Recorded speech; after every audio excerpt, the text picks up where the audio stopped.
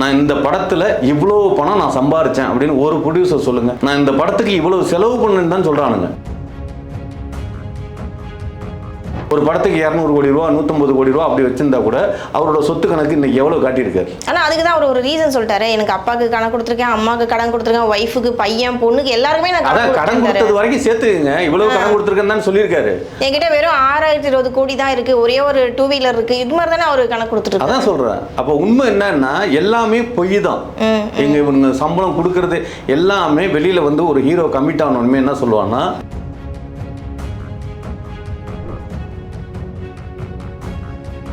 கொடுத்தாங்கன்னா இவருக்கு வேல்யூ இருக்குன்னு அர்த்தம். ஓகே. கொடுக்கலன்னா வேல்யூ போயிடுச்சுன்னு அர்த்தம். இப்போ ஒரு நேரத்துல எல்லாம் வந்து சசிகுமாருக்கு நிறைய ஃபைனான்ஸ் கொடுத்தாங்க. அந்த தியேட்டர் ரைட்ஸ்ல கிடைக்கக்கூடிய லாபத்தை நான் வேணான்னு முடிவு பண்றேன் அப்படின்னு அந்த ஹீரோ முடிவு பண்ணாருன்னா என்ன, இதெல்லாம் ரிமூவ் பண்ணிட்டோம், முன்னாடி இதெல்லாம் இருந்தது இப்போ இதெல்லாம் இல்லாம இருக்குங்கிறது போட்டு காட்டுறதுக்கு ஒரு ரெஃபரன்ஸ் எடிட் தான் அந்த ஃபுட்டேஜ். அந்த ஃபுட்டேஜை யார் கொடுத்தாங்க?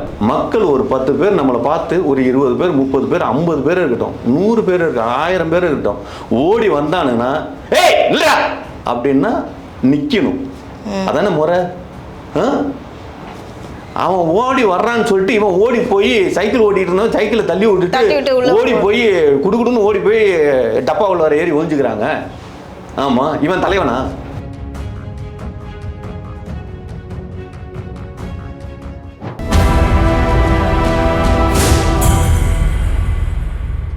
நேயர்களுக்கு வணக்கம். இன்னைக்கு நம்மளோட சிறப்பு நேர்காணலுக்கு வந்திருக்காங்க பிரபல டைரக்டர் நந்தவனம் நந்தகுமார் NNK.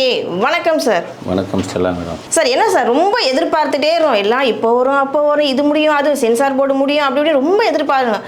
அன்எக்ஸ்பெக்டடா சடனாக வந்து பார்த்தீங்கன்னா இணையதளத்தில் எதிர்பார்க்காத அளவுக்கு இந்த படத்தை வந்து ரிலீஸ் பண்ணிட்டாங்க. ஜனநாயகம் படம் கிட்டத்தட்ட எவ்வளோ கோடி பணம் செலவு பண்ணி எடுத்தாங்கன்னு நம்ம எல்லாருக்குமே தெரியும். 500 கோடி கிட்ட செலவு பண்ணி இந்த படத்தை எடுத்தாங்க. ஆனால் ரொம்ப சர்வசாதாரணமாக யாருமே எக்ஸ்பெக்ட் பண்ணாத டைமில் வந்து இந்த படத்தை ரிலீஸ் பண்ணிட்டாங்களே, இதை நீங்கள் எப்படி பார்க்குறீங்க? முதல்ல தெளிவாக ஒரு ஸ்டேட்மெண்ட்டை சொல்லணும்னு ஆசைப்பட்றேன். ஒரு படம் எடுக்கிறதுக்கு 500 கோடி 1000 கோடி செலவாகுது அப்படின்னா அது வந்து பாகுபலி இவங்க எடுத்து வைக்கல. புரியுதுங்களா? செட்டு காஸ்டியூமு ஒவ்வொன்றுக்கும் செலவு பண்ணுற விதங்கள் அந்த மாதிரி படங்கள் கிடையாது. இது கமர்ஷியலைஸ் படம். புரியுதுங்களா? ஒரு 1000 பேரை நிப்பாட்டினா அடுத்தாப்பில் சிஜியில் வந்து அதை எக்ஸ்டென்ஷன் பண்ணிக்கலாம். 1000 2000 ஆகிக்கலாம், 2000 3000 ஆகிக்கலாம். இது மாதிரி தான் பண்ணலாம். அதனால லோ பட்ஜெட் படம் தான். நீங்கள் உடனே 500 கோடி ரூபா செலவு பண்ணியிருக்காங்களே அப்படின்னு, அந்த 500 கோடி ரூபாயில் விஜய்க்கு மட்டும் ஒரு 300 கோடி ரூபா சம்பளமாக கொடுத்துருக்காங்க. அவங்க செலவு பண்ணது படத்துக்கு செலவு பண்ணதுன்னு பார்த்தா அதிகபட்சமாக ஒரு என்ன சொல்கிறது ஒரு 50 to அவ்வளோ கோடி கூட இருக்காது. என்ன சார் இவ்வளோ சாதாரணமாக சொல்கிறீங்க? ஆனால் எல்லாருமே ரொம்ப பயங்கர வைபாக ஐயோ 500 கோடி 500 கோடி. ஹெச் வினோத்துக்கு எவ்வளோ சம்பளம் கொடுத்துருப்பானுங்க? கொடுத்துருக்கலாம் ஒரு 100 கோடி ரூபா ஹெச் வினோத்துக்கு. இல்லை அதுக்கான வாய்ப்புகள் இருக்காதுன்னு சொல்ல வரேன். அது மாதிரி ஒவ்வொரு ஆர்டிஸ்ட் விஜயை தவிர மற்ற எந்த ஆர்டிஸ்ட் அது உள்ளார இருந்தாலும் எவ்வளோ கொடுத்துருப்பாங்கங்கிறீங்க?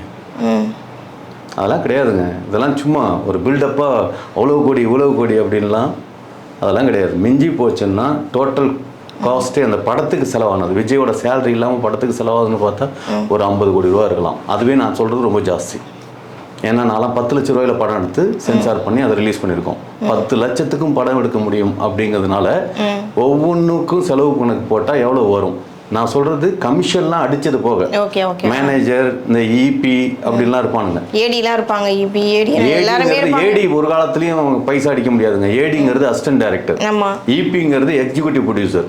எக்ஸிக்யூட்டிவ் ப்ரொடியூசர் தான் பணத்தை ஹேண்டில் பண்ணுவான், யாருக்கு எவ்வளவு சம்பளங்கிறதா நிர்ணயிப்பான். அதனால அவன் தான் பணம் அடிக்க முடியும். அசிஸ்டன்ட் டைரக்டர் ஒரு காலத்துலயும் பணம் சம்பாதிக்க முடியாது. அசிஸ்டன்ட் டைரக்டருக்கு என்ன பேட்டா கொடுக்குறானுங்களோ அந்த பேட்டாவை தான் வாங்க முடியும். அவனுக்கு என்ன சம்பளமோ அவங்க மட்டும் ஜெனுவனா இருப்பாங்கன்னு சொல்ல வரீங்க? ஜெனுவன்லாம் கிடையாது, அவனுக்கு வாய்ப்பு கிடையாதுங்கிற. அதாவது திருடனுக்கு திருடுறதுக்கான வாய்ப்பு கிடையாது. அதனால அவங்க நல்லவர்கள் அப்படிங்கிற இடத்துல இருக்காங்க. நல்லா ஒன்று புரிஞ்சுக்கணும். ஜெனூன் நான் யாரையுமே சொல்ல மாட்டேன். இங்க எவனும் உத்தமனும் இல்லை, காந்தியும் கிடையாது. புரியுதுங்களா? வாய்ப்பு கிடைச்சா எல்லாரும் தவறு செய்வதற்காக காத்து கொண்டு இருக்கிறார்கள். தப்பு செய்யலைங்கிறதுன்னு வேற, வாய்ப்பு கிடைக்காம இருக்கிறது வேற.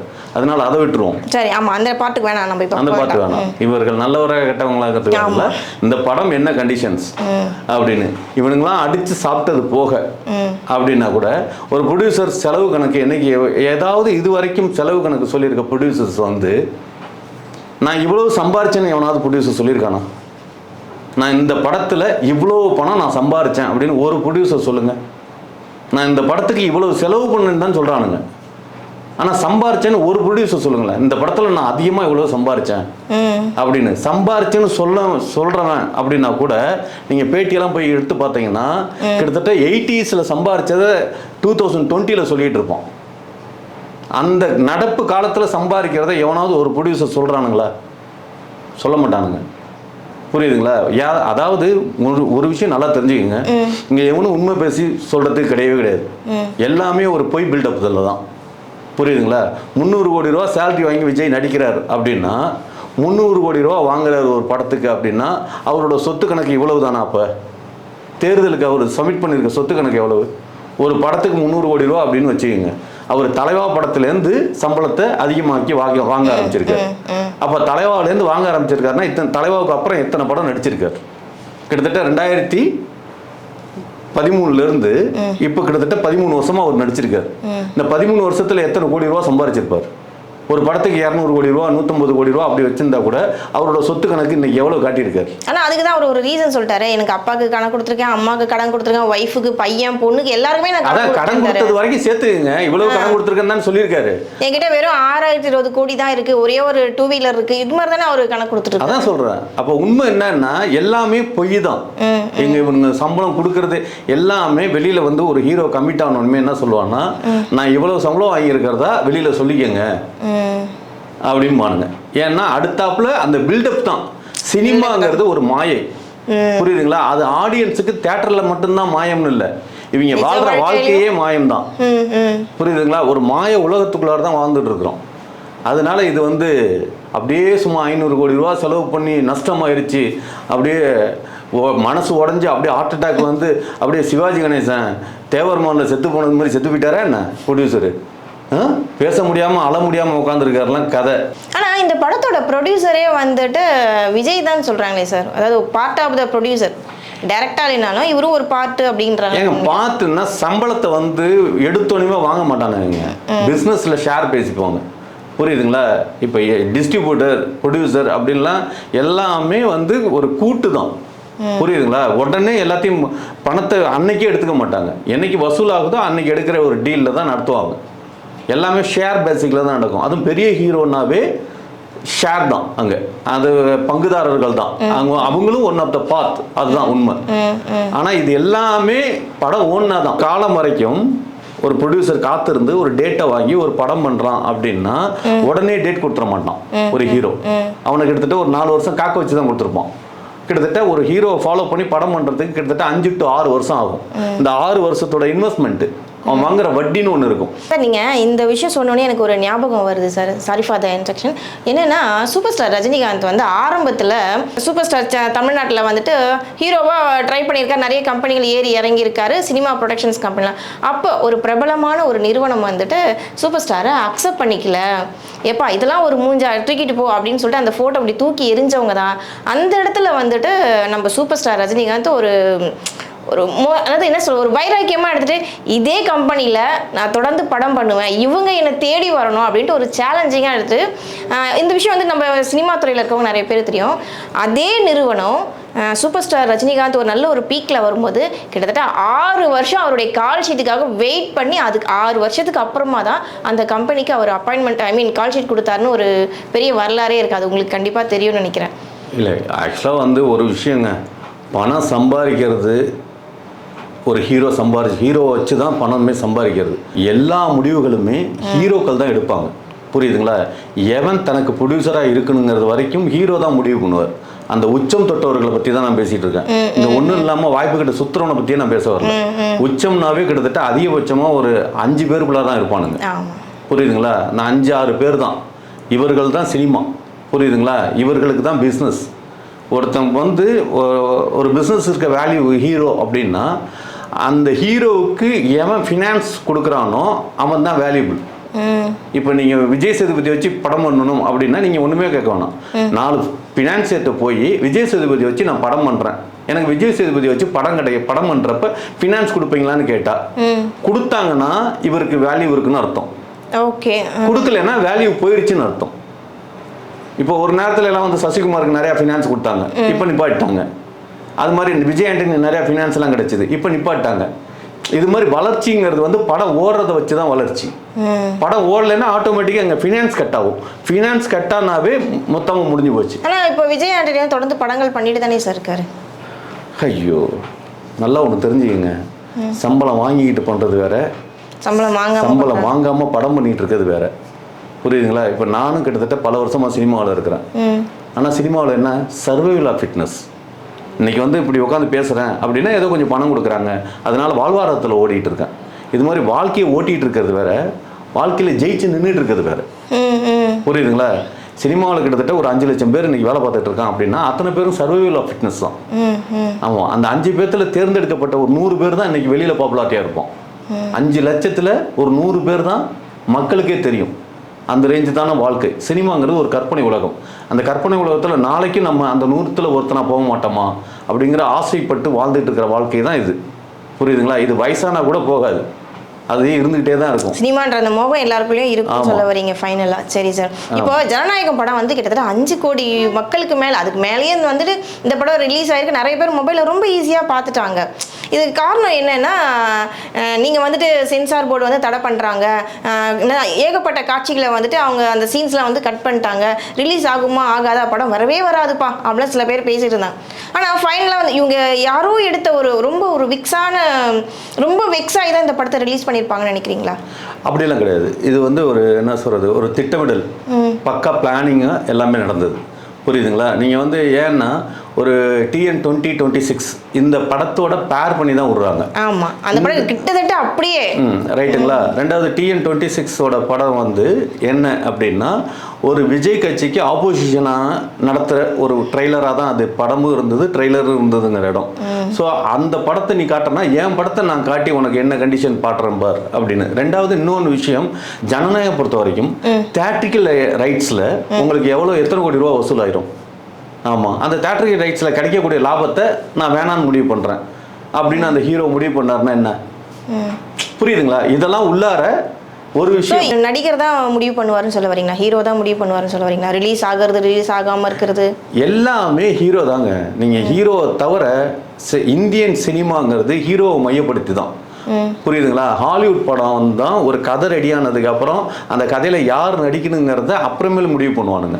ஆனால் இங்கே அப்படி கிடையாது. ஒரு ஹீரோ முடிவு பண்ணுவான், எந்த கதையில் நடிக்கணுங்கிறத ஹீரோ முடிவு பண்ணுறான், எவன் டைரக்டராக இருக்கணுங்கிறத ஹீரோ முடிவு பண்ணுறான், எந்த ப்ரொடக்ஷன் கம்பெனி இதை பண்ணணுங்கிறத ஹீரோ தான் முடிவு பண்ணுறான். புரியுதுங்களா? அதனால அது ஹீரோவை சுற்றி தான் எல்லாமே, ஹீரோ தான் முடிவு பண்ணணும். ஆனால் ஹீரோ கிட்ட நம்பிக்கையான ஆட்கள் இருக்காங்களா, அவங்க வேலை போயிட்டாங்களா அப்படின்னா அது நமக்கு தெரியாது. புரியுதுங்களா? இப்போ லீக்கான ஃபுட்டேஜில் வந்து ஒரு விஷயம், நல்ல ஒரு படம் ரெடி ஆகுறப்ப விஷுவல் ஒரு படத்தை வந்து 2 பாகமாக பிரிச்சுக்கணும். விஷுவல் ஒர்க்கெல்லாம் ஒரு பக்கத்து போயிட்டு இருக்கும், படம் எடுக்கிறது, நடிகர்கள் சம்மந்தப்பட்டது, இதெல்லாம் தனி ட்ராக். மியூசிக்கல் ட்ராக், அதாவது சவுண்டு, விஷுவல் சவுண்ட், இந்த சவுண்டுங்கிறது தனி ட்ராக். இதில் உழைக்கிறவங்களுக்கு சம்பந்தமே இருக்காது. புரியுதுங்களா? இங்கே வேலை பார்க்குறவன் இங்கே எத்தனையோ படத்துக்கு டப்பிங் பண்ணியிருப்பான், ஆனால் மோகனும் சுரேந்தரும் ஒரு காலத்துலேயும் ஒன்றா சேர்ந்து பேசிருக்க மாட்டாங்க. புரியுதுங்களா? இது வேற ட்ராக், இது வேற ட்ராக். இந்த 2 ட்ராக்கு ஒன்றா ஒட்டி வைக்கிற இடம் வந்து எடிட்டர்கிட்ட வந்தால் தான் இது 2 ஒன்றா சேரும். ஸோ அந்த பிரிண்ட்டை பார்த்தது வரைக்கும் நீங்கள் நல்லா பார்த்தீங்கன்னா அது வந்து முழுசாக விஷுவலில் ஒரு ஃபினிஷ் பண்ணப்பட்ட ஃபுட்டேஜ், அதாவது லாஸ்ட் DI வரைக்கும் ஃபினிஷ் பண்ணப்பட்ட ஒரு ஃபுட்டேஜ். ரைட்டுங்களா? அது வந்துருச்சு. அப்போ மியூசிக் லைன்லையும் ஃபுல்லாக ஃபினிஷ் பண்ணப்பட்ட ஒரு டப்பிங், தேர்ந்த டப்பிங்லேருந்து மியூசிக்லேருந்து எல்லாமே சவுண்ட் எஃபெக்ட் வரைக்கும் கரெக்டாக கிளியராக ஃபினிஷ் பண்ணப்பட்டது. அதையும் கொண்டு வந்து 2ஐயும் ஒன்று சேர்க்கறது வந்து யாரு? எடிட்டர். இந்த 2 வேலையும் முடிஞ்சு போனதை ஒன்று சேர்க்குறாங்க. இந்த ஒன்று சேர்க்கறது என்னன்னா 9ஆம் தேதி படம் ரிலீஸ். எது? ஜனவரி 9 அதானே படம் ரிலீஸ்ன்னு சொல்லியிருந்தாங்க. ஜனவரி 9க்கு ரிலீஸ் பண்ணுற படத்தை சென்சாருக்கு அனுப்பிச்சு, சென்சார் வந்து சில கட்ஸ் எல்லாம் கொடுத்துருக்காங்க. அந்த கட்ஸ் எல்லாம் சரியா அப்படிங்கிறதுக்கு மறுபடியும் அந்த கட்டெல்லாம் எடுத்துட்டு படத்தை ஒட்டியிருக்காங்க. எடிட் ரெஃபரன்ஸ் அப்படின்னு அவன் போடுறதுக்கான ரீசன் 14ஆம் தேதி, ஜனவரி மாதம் 14ஆம் தேதி அவன் எடிட் ரெஃபரன்ஸ்ன்னு போடுறான். புரியுதுங்களா? ரீசென்சாருக்கு அனுப்பப்படுறதுக்கு ரெடியான, ரீசென்சாருக்கு அனுப்புறதுன்னா அதை கொண்டு போய் அனுப்ப மாட்டானுங்க, இதை பார்த்துக்கணும் அப்படிங்கிறதுக்கு ரெஃபரன்ஸுக்கு ரெடி பண்ணப்பட்ட ஒரு எடிட் ஃபுட்டேஜ். அது எடிட் பண்ணி அவங்க சொன்ன கட்டெல்லாம், சென்சாரில் கொடுத்த கட்டெல்லாம் நான் சொல்றது புரியுதுங்களா? சென்சார்ல ஒரு கட் கொடுத்து அந்த கட்டெல்லாம் ரிமூவ் பண்ணிட்டு ஒட்டி வச்சு பார்க்கறதுக்கு ரெஃபரன்ஸ் வீடியோவா ரெடி பண்ணது. அந்த ரெஃபரன்ஸ் வீடியோவும் ஹை குவாலிட்டியில ரெடி பண்ணி கொடுக்குறாங்கன்னா, அதாவது ரஃப் காப்பின்னு சொல்லுவாங்க இல்லையா? அதை ரஃப் காப்பின்னா அதாவது என்ன சொல்றது, ஃபைனல் அவுட் இல்லாம ரஃப் காப்பி மாதிரி அந்த டீம்ல இருக்கிறவங்க மட்டுமே டீம்ல இருக்கிறவங்க பார்க்கறது அப்படின்னா கட் பண்ணதெல்லாம் சரியா அப்படின்னு ரெஃபரன்ஸ் எடிட் கொடுத்து, அந்த ரெஃபரன்ஸ் எடிட்டை யாரெல்லாம் பார்ப்பாங்க அப்படின்னா டைரக்டர் தான் உட்காந்து நறுக்கியிருப்போம். டைரக்டர் டீம் தான் உட்காந்து நறுக்கியிருக்கோம். ஸோ டைரக்டருங்களுக்கு அவனுங்களுக்கு சம்மந்தம் இருக்காது. ஏன்னா அவன் அங்கேயே பார்த்து முடிச்சாச்சு. அடுத்தாப்புல அந்த படத்தை பார்க்கலாம் அப்படிங்கிறது என்னன்னா, ஒன்று ப்ரொடியூசராக இருக்கணும், இல்லாட்டினா ப்ரொடியூசரை கன்ஃபார்ம் பண்ண ஹீரோவாக இருக்கணும். இந்த 2 பேர் சர்க்கிள் தான். புரியுதுங்களா? மற்ற எவனும் அந்த கீழே இருக்கிற மியூசிக் டைரக்டர் வந்து எனக்கு நான் படம் பார்க்குறேன்னு வந்து நிற்க போகிறானா? புரியுதுங்களா? அடுத்தடுத்த ஒர்க்கர்ஸ் யாருமே அங்கே போய் நான் படம் பார்க்க போனோம் அப்படின்னு எவனுமே நிற்க போகிறதில்ல. அங்கே இவங்க பண்ணியிருக்கிறது சென்சாரை நாங்கள் சரியாக கட் பண்ணி எடுத்துட்டோம், இதெல்லாம் எடுத்திருக்கோம், படம் கரெக்டாக ஒர்க் அவுட் ஆகுமா, இதெல்லாம் ரிமூவ் பண்ணிட்டோம், முன்னாடி இதெல்லாம் இருந்தது இப்போ இதெல்லாம் இல்லாமல் இருக்குங்கிறது போட்டு காட்டுறதுக்கு ஒரு ரெஃபரன்ஸ் எடிட் தான் அந்த ஃபுட்டேஜ். புரியுதுங்களா? அந்த ஃபுட்டேஜை யார்கிட்ட யார் கொடுத்தாங்க அப்படிங்கிறது நீங்கள் நல்லா போய் விசாரிச்சு பார்த்தாவே ஒரு 4 to 5 பேருக்குள்ளார தான் அந்த ஃபுட்டேஜே சர்க்கிள் போகும். ஸோ அந்த 5 ஆட்டுக்குள்ளார எந்த ஆடு கருப்பாடு, அது ஹீரோவா, ப்ரொடியூசரா, இல்லை இன்பிட்வீன்ல இருக்கிற ஈபின்னு சொல்லுவானுங்க இல்லையா, அவனுங்களா, ஆக மொத்தம் பெரிய ஆட்கள் தான். புரியுதுங்களா? இவனுங்க அரெஸ்ட் பண்றேன்னு சொல்லி படம் பார்த்தவனுங்கள அரெஸ்ட் பண்றதுல ஒரு பிரயோஜனம் இல்லை. அதான் சார், ஒரு நம்ம ரீசெண்டாக கூட பார்த்தா 6 பேர் கைது செய்யப்பட்டார்கள். ஜனநாயகம் படத்தை வந்துட்டு மொபைலில் பார்த்ததுக்காக, அதாவது அன்அஃபிஷியலாக வந்துட்டு இதை ரிலீஸ் பண்ணதுக்காக 6 பேர். என்ன சார் இது?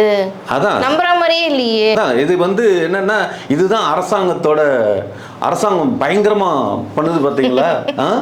அதாவது எவன் மெயினான திருடனோ, போதைப் பொருளை தண்ணி அடிக்கிறவனை போலீஸ் பிடிக்கிறானுங்க, ஆனா அந்த போதையை விற்கிறவனை பிடிக்க மாட்டானுங்க. அந்த கதை தானே இவனுங்க பண்றது. அப்போ அரசாங்கத்தோட செயல்பாடும், அதாவது இங்க என்னன்னா, என்ன சொல்றது, எளியவனை ஏறி அடிக்கலாம் அப்படிங்கிறது தான். எங்க பக்கா திருடன் யாருங்கிறத கை நீட்டி சொல்ல முடியும். எதற்காக இவர்கள் இதை செய்தார்கள், அது எலெக்ஷன் டைம்ல 10 நாள் கேப்ல. ஒரு என்னையை பொறுத்த வரைக்கும் என்னோட நாலேஜுக்கு, ஆமாம், நான் ஒரு பைத்தியகாரத்தனமாகவே நான் பேசினாலும் என் நாலேஜுக்கு எட்டினது என்ன அப்படின்னா, மக்கள் மேலே விஜய்க்கு ஒரு சிம்பத்தி கிரியேட் பண்ணணும். புரியுதுங்களா? அதாவது திமுக காரங்களும் பிஜேபி காரங்களும் எந்த அளவுக்கு எங்களை போட்டு சித்திரவதை பண்ணுறாங்க, எங்களுக்கு பர்மிஷன், வெளியில் போய் பேசுறதுக்கும் பர்மிஷன் கொடுக்க மாட்டேங்கிறாங்க. நாங்கள் நடித்து வச்ச படத்தையும் இத்தனை நாளாக அவங்க முடக்கி வச்சுருந்தாங்க. ஆமாம், முடக்கி வச்சதுக்கான ரீசன்லாம் போய் பார்த்தா தப்பு எல்லாமே இவங்க தான் பண்ணியிருப்பாங்க. புரியுதுங்களா? அதெல்லாம் போய் அந்த கதையெல்லாம் பெரிய கதை. ஆமாம், ரைட், அந்த கதையெல்லாம் போய் விட்டுருவோம்.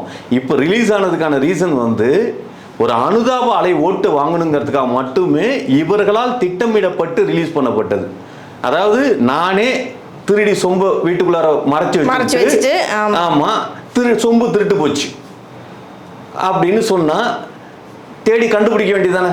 ஓகே, காணா போனவன் எங்கெங்க போவான்? முதல்ல என் வீட்டில் பொருள் காணா போச்சுன்னா, பொருள் காணா போனச்சுங்கிறத யார் கம்ப்ளைண்ட் பண்ணுவான்? பொருளை பறி கொடுத்தவன் தானே போகணும். இவனுக்கு யாராவது முதல்ல போய் போனானுங்களா? இன்னைக்கு அதை பற்றி இவங்க பொருள் அவங்க வீட்டில் சொம்பு தொலைஞ்சிச்சான்னு இந்த ப்ரொடியூசர் கவுன்சிலு, இந்த டைரக்டர்ஸ் யூனியனு, சினிமா தொழிலாளர்கள் இவங்க தான் அவங்க வீட்டில் சொம்பு தொலைஞ்சிச்சான்னு சொல்லிட்டு இருக்காங்க. ஆனால் சொம்பு தொலைஞ்சிருச்சுன்னு எங்கள் வீட்டில் தான் சொம்பு தொலைஞ்சிச்சு ஏதாவது வந்தானா? சம்மந்தப்பட்டவங்க இன்னும் பேசல, அவனுக்கு தானே பேசணும். அதில் ஒரு ப்ரொடியூசர்லாம் உட்காந்து சொல்கிறாரு, ஆமாம் ப்ரொடியூசர் பேச முடியாமல் நெஞ்சு அடைச்சிருக்காருன்னு. புரியல, பேச வேண்டிய அவன் இல்ல. ஒரு பாக்குறப்பவே இதெல்லாம் வந்து என்ன சொல்றது, செம்ம பிளானிங் மாதிரி நல்லா தெரியுது.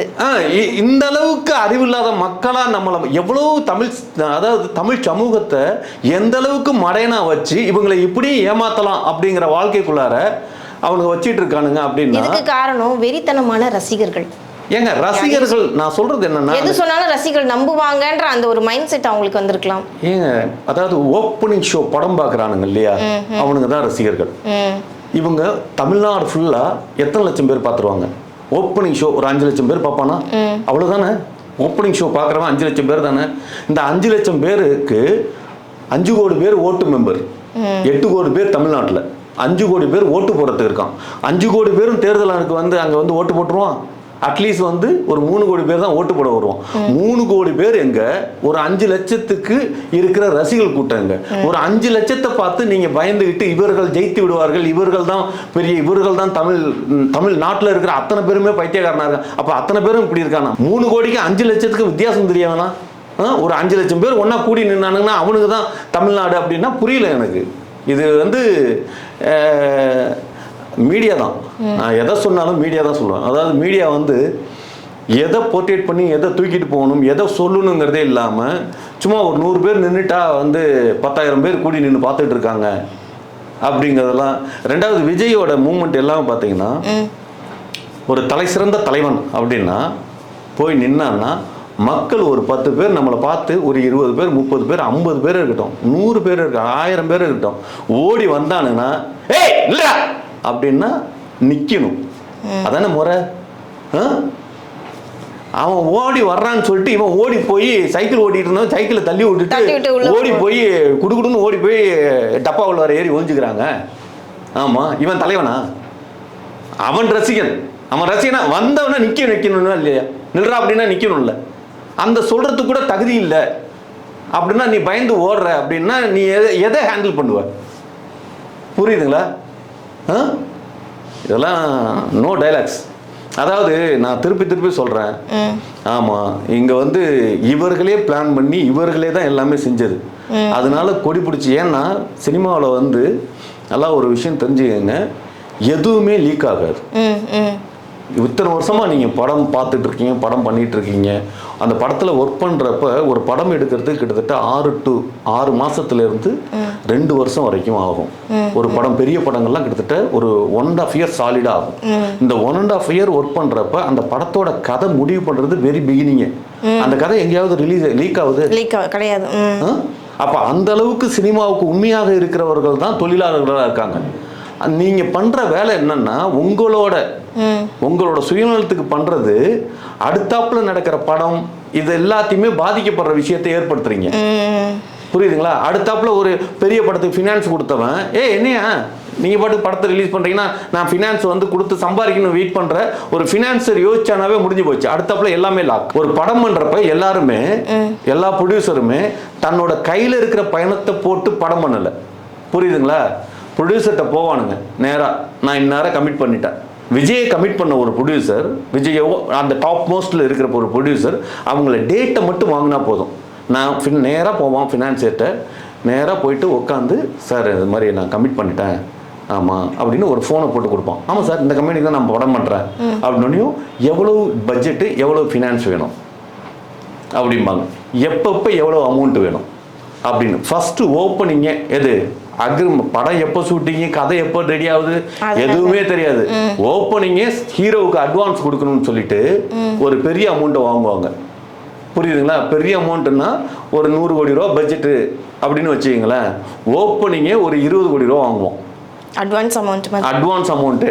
இந்த 20 கோடி ரூபாயில 10 கோடி ரூபாயை கொண்டு போய் ஹீரோவிட்ட கொடுப்போம். இந்த 10 கோடி ரூபாயில 5 கோடி ரூபாய் படம் எடுக்கிறதுக்கு மேற்கொண்ட செலவுக்கு தான் வச்சுப்போம். 5 கோடி ரூபாய்க்கு அவுட்டர்ல இடம் வாங்கி போட்டு பங்களா வாங்குவோம் ப்ரொடியூசர். ஏன் ப்ரொடியூசர்லாம் உடனே, ஆனா இந்த ப்ரொடியூசர் வாங்கின பங்களாவை ஆமா ஏதாவது ஒரு லேடி ஆர்டிஸ்ட்டை வித்துடுவோம். ஆமா, லேடிஸ் ஆர்டிஸ்ட் இருக்காங்க இல்லையா, அவங்கள்ட்ட வித்துருவோம். ஆமா, அது மாதிரிலாம் நடக்கும். அதெல்லாம் பின்னால நீங்க நல்லா பார்த்தீங்கன்னா, ஆமா, ஹீரோக்கள் தான், நல்ல வளர்ந்த பெரிய ஹீரோக்கள் தான், அவனுங்க தான் Ferrari, Rolls Royce, high end car, high end பங்களா இதெல்லாம் வச்சிருப்பானுங்க. அவனுங்களுக்கு சம்பளம் கொடுக்குற ப்ரொடியூசர் இருக்கானுங்களே, அவனுங்க எங்கேயாவது ஹை எண்ட் காரில் பார்த்துருக்கீங்க? எவனாவது ப்ரொடியூசர் ரோல்ஸ் ராய் கார் வச்சிருக்கான்னு சொல்லுங்க. எல்லாம் பங்களா கட்டி வச்சிருக்கான்னு சொல்லுங்க. ப்ரொடியூசர்லாம் பிச்சை எடுக்கிற கண்டிஷனுக்கு போயிடுவானுங்க. காரணம் என்னன்னா வட்டிக்கு வாங்குறது. அப்புறம் இதுதான் நமக்கு நிரந்தர வாழ்வுன்னு சொல்லி ஹைஃபை வாழ்க்கையை பயங்கரமா என்ஜாய் பண்ணி எல்லாம் அப்படியே வாரி வழங்குவானுங்க வள்ளலாவே. ஆமா, இங்க ஹீரோக்கள்கிட்டேருந்து 10 பைசா நோட்ட முடியாது. விஜயெல்லாம் பக்கா கஞ்ச. ஆமா, கட்டின பொண்டாட்டி புள்ளைக்கே கொடுக்க மாட்டான்னா பார்த்துங்க. சீரியஸா, இதெல்லாம் ஒரு அரசியல்ல வந்து பிளானுங்க. ஜனநாயகம் படங்கிறது ஒரு படம். சீரியஸா இவனுங்க வந்து என்ன சொல்றது, சென்சார் போர்டில் ஈகோ, அவனுங்களே ஈகோ பிடிச்சவனுங்களா இருந்துட்டானுங்க அந்த நேரத்தில். இவர்களும் அந்த ஈகோவை வளர்த்து விட்டானுங்க. அப்போவே அந்த படம் ரிலீஸ் ஆகிருந்ததுன்னா அந்த படம் ஒரு அட்டர் ஃப்ளாப் படமாக தான் இருந்திருக்கும். ஆமாம், படத்தை பார்த்துட்டீங்களா? பார்த்தேன்.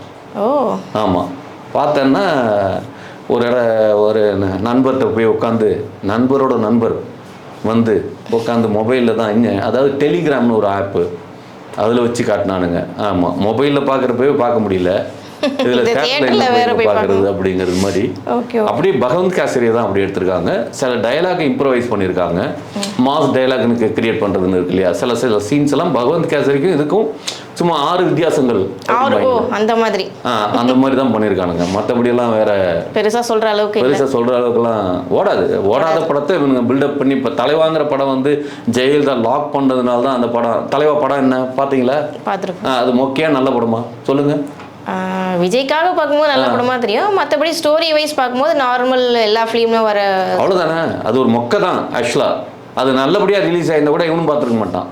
புரியுதுங்களா? ஓவர் பில்டப் பண்ணி அந்த மாதிரி பில்டப் பண்ணி எங்கேயுமே வந்து நல்லா ஒன்று தெரிஞ்சுக்கங்க. இப்போ TN26 நீங்கள் எடுத்துக்கிட்டிங்கன்னா அதோட ட்ரெய்லர் பார்த்துட்டு ஆஹா ஓஹோன்னாங்க. ஆனால் படம் அப்படி இருக்கா? படம் போய் பார்க்கும்போது செகண்ட் ஹாஃப்ல நிறைய பேர் தூங்கிட்டேன் அப்படின்னாங்க. புரியுதுங்களா? இந்த கண்டிஷன் தான். அதனால நல்லா ஒன்று தெரிஞ்சுக்கங்க. அதாவது பொண்ணோட ஃபோட்டோவை பார்த்துட்டு பொண்ணை கல்யாணம் பண்ணிக்கிறது மாதிரி. ஆமாம் கரெக்ட். ஆமாம், கட்டிட்டு அப்புறமேலு வந்ததுக்கு அப்புறம் தான் தெரியும், மேக்கப்லாம் கலைச்சி காலையில் எந்திரிப்பாங்க இல்லையா, அப்போ தான் தெரியும் ஏன்டா இதை கல்யாணம் பண்ணணுன்னு.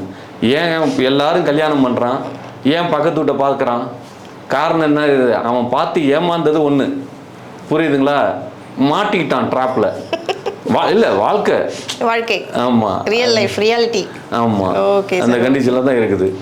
ரொம்ப நன்றி சார். ரொம்ப அழகா சினிமா ஃபீல்ட்ல இருக்கிறத பத்தி நம்ம நேயர்களுக்கு ரொம்ப அழகா தெளிவா சொல்லிட்டீங்க. தொடர்ந்து பேசுவோம். நன்றி, வணக்கம். நன்றி, வணக்கம்.